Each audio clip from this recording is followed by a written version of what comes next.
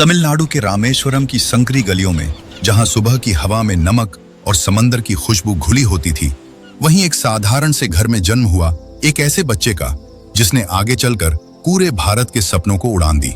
नाम था एपीजे अब्दुल कलाम। ये कोई राजसी परिवार नहीं था, न ही यहाँ सुविधाओं की भरमार थी।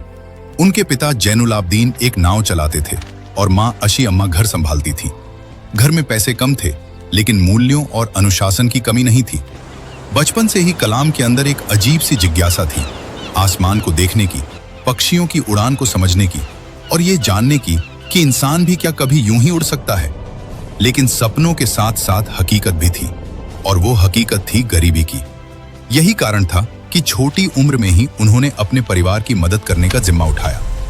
सुबह जब शहर अभी पूरी तरह जागा भी नहीं होता था, तब वह उठकर अखबार बांटने निकल जाते थे, नंगे पांव, तेज हवाओं और नमकीन हवा के बीच, लेकिन दिल में एक अटूट विश्वास के साथ कि ये संघर्ष किसी बड़े उद्देश्य की ओर ले जा रहा है। स्कूल में वह एक औसत छात्र नहीं थे, बल्कि एक ऐसे छात्र थे जिनकी आंखों में सवाल ही सवाल होते थे। उनके शिक्षक, विशेषकर उनके विज्ञान के शिक्षक शिव सुब्रमण्यम अय्यर ने उनकी जिज्ञासा को पहचाना और उसे दिशा दी। एक दिन कक्षा में जब पक्षियों की उड़ान का पाठ पढ़ाया जा रहा था, तब अय्यर ने उन्हें समुद्र किनारे ले जाकर असल में पक्षियों की उड़ान समझाई। वह दृश्य, वह अनुभव कलाम के दिल में हमेशा के लिए बस गया। उसी दिन उन्होंने तय कर लिया कि उनका जीवन उड़ान से जुड़ा होगा। यह कोई फिल्मी डायलॉग नहीं था, बल्कि एक छोटे बच्चे का दृढ़ निश्चय था, जो अपनी सीमाओं से ऊपर उठकर कुछ असाधारण करना चाहता था।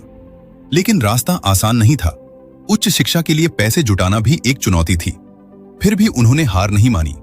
परिवार ने, खासकर उनकी बहन ने, अपने गहने गिरवी रखकर उनकी पढ़ाई में मदद की। यह सिर्फ एक आर्थिक सहयोग नहीं था, यह एक विश्वास था कि यह लड़का कुछ बड़ा करेगा। उन्होंने मद्रास इंस्टीट्यूट ऑफ टेक्नोलॉजी से एरोनॉटिकल इंजीनियरिंग की पढ़ाई की। यहां भी शुरुआत में उन्हें संघर्ष करना पड़ा।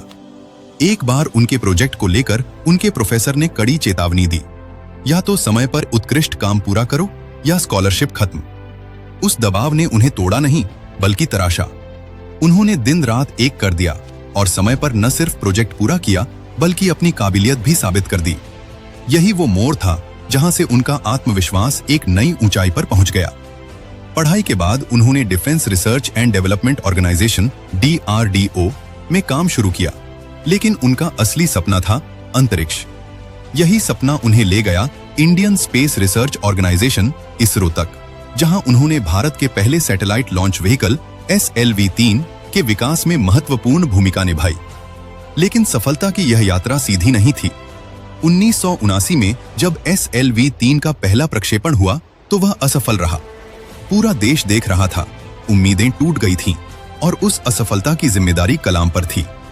यह वह पल था जहां कोई भी इंसान टूट सकता था, खुद पर शक कर सकता था या पीछे हट सकता था। लेकिन यहीं पर उनकी असली पहचान सामने आई। उन्होंने उस असफलता को स्वीकार किया, उससे सीखा और अगले ही साल 1980 में उसी मिशन को सफल बनाकर दिखा दिया। यही वो जज्बा था जिसने उन्हें मिसाइल मैन ऑफ इंडिया बना दिया। अग्नि और पृथ्वी जैसी मिसाइलों के विकास में उनकी भूमिका ने भारत को एक नई सामरिक ताकत दी। लेकिन इतनी बड़ी उपलब्धियों के बावजूद उनके अंदर का इंसान वही रहा, सरल, विनम्र और देश के युवाओं को प्रेरित करने वाला। 2002 में जब उन्हें भारत का राष्ट्रपति चुना गया, तब यह सिर्फ एक व्यक्ति की जीत नहीं थी। यह उस हर सपने की जीत थी जो किसी छोटे शहर, किसी साधारण परिवार में जन्म लेता है।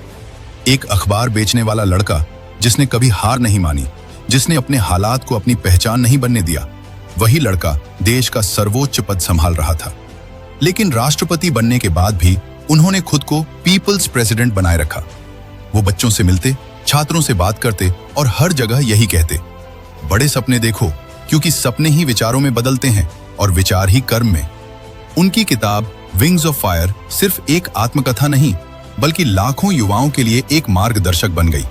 सोचिए, अगर उस छोटे से शहर में रहने वाला वो बच्चा अपनी गरीबी को अपनी सीमा मान लेता, अगर वो सुबह उठकर अखबार बांटने से थक जाता, अगर वो पहली असफलता के बाद हार मान लेता, तो क्या भारत को एक ऐसा राष्ट्रपति मिलता जो सिर्फ एक पद नहीं, बल्कि एक प्रेरणा बन गया? शायद नहीं। यही इस कहानी का सार है। आपके हालात नहीं, आपकी सोच और आपके फैसले तय करते हैं कि आप कहां तक जाएंगे। एपीजे अब्दुल कलाम की जिंदगी हमें यह सिखाती है कि सपने देखने की हिम्मत रखो, उन्हें पूरा करने का जुनून रखो और रास्ते में आने वाली हर असफलता को अपने अगले कदम की सीढ़ी बना लो, क्योंकि अंत में जीत उसी की होती है जो हार मानने से इनकार कर देता है।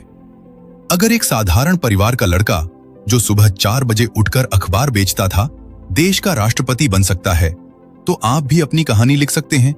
बस जरूरत है एक मजबूत इरादे की।